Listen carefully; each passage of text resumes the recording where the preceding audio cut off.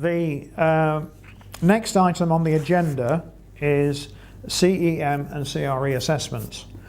A number of you will be aware that in the last couple of months I have been undertaking reviews of assessment reviews with you as in your positions as either CREs or CEMs for design or for construction.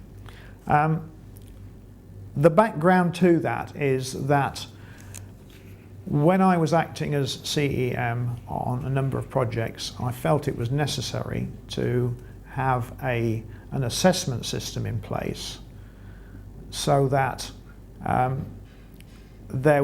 if needed, there could be a formal check done by anybody who wanted to make a check, and particularly Network Rail, as to how I individually had assessed the competencies of the staff that were working on the projects under my control as CEM.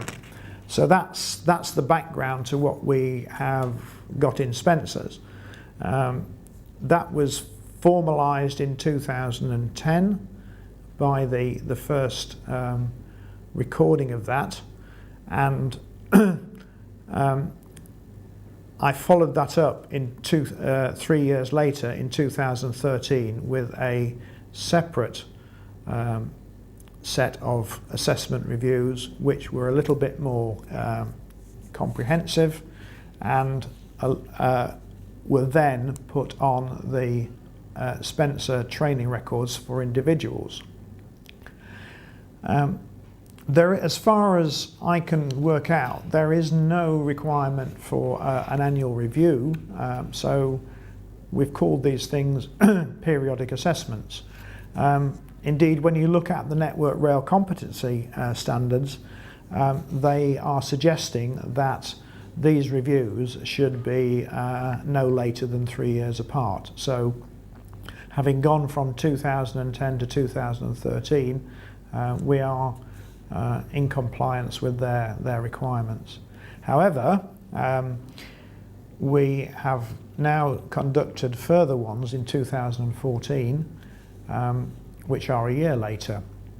I have spoken with the personnel and training department about this and pointed out that there is no need to have these reviews every year.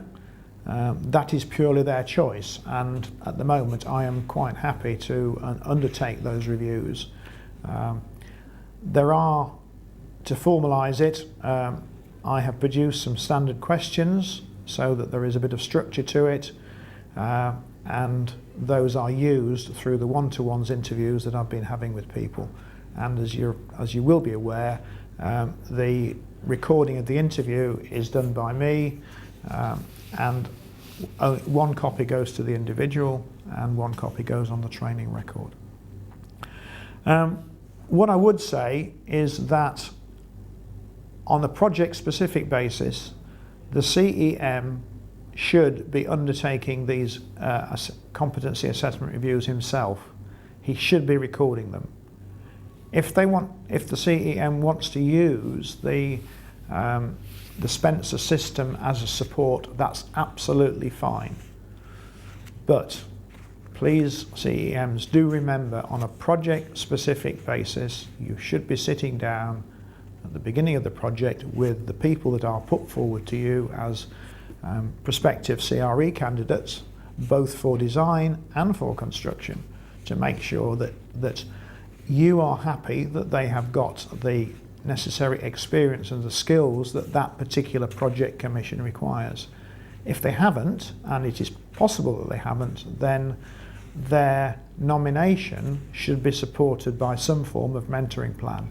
And I think because we've been providing mentoring plans now for probably about 4 or 5 years, that people will be familiar with these from the point of view of actually being a mentor themselves or being a candidate in receipt of that mentoring. So that, it's that's what the CEMs are required to do, because in the terms of the 02009 standard, they are responsible for the overall management of the engineering assurance processes. So what will happen in the future with these assessments, whether they will be annual or not, remains in the hands of the training department. If we have got company policies that says that that's what we will do, then that's what we will have to comply with. But the Network Rail requirements, I suggest, are for having these periodic assessments done every three years. But the message for the CEMs is that you must do it at the start of every project. Thank you.